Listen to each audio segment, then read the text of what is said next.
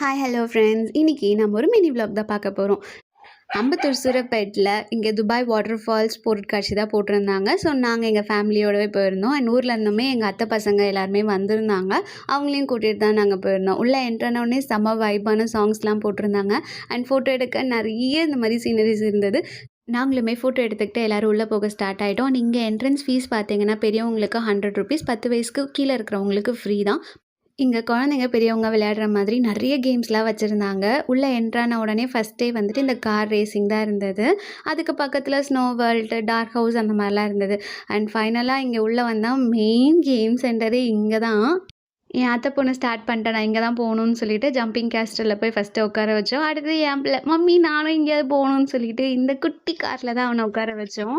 பயப்புல quota முடிஞ்சிருச்சு, இறங்குனாலும் இறங்கலையே, mummy நான் கையை விட்டு ஓட்டுறேன் பத்தியா அப்படின்லாம் உட்காந்து சீனை போட்டுட்டு இருந்து கடைசியாக ஒரு வழியாக இறக்கி கூட்டிகிட்டு வந்துட்டோம். அடுத்து இந்த குட்டி ரோலர் கோஸ்டரில் போகலான்னா நான் போக மாட்டேன்னு உட்காந்து அழுது திரும்ப ஓடி வந்துட்டான். அப்புறம் என் அத்தையும் அத்தை பசங்க மட்டும் அங்கே போனாங்க. அண்ட் இந்த மாவு ஆற்றுக்கல் மாதிரியே இருக்கு இல்லையா, அந்த கேம் என்னன்னே எனக்கு தெரியலை. அடுத்து நானும் எங்கள் மம்மியை மட்டும் பெரிய ரங்கராட்டினம் இருக்கும் இல்லையா, இதில் தான் போனோம். மேலேருந்து பார்க்கும்போது எல்லாமே சூப்பராக தெரிஞ்சது. வியூஸ் எல்லாமே அவ்வளோ அழகாக இருந்தது. அதுவும் நைட் டைமில் கலர் லைட்டோட பார்க்கவே செம்மையாக இருந்தது.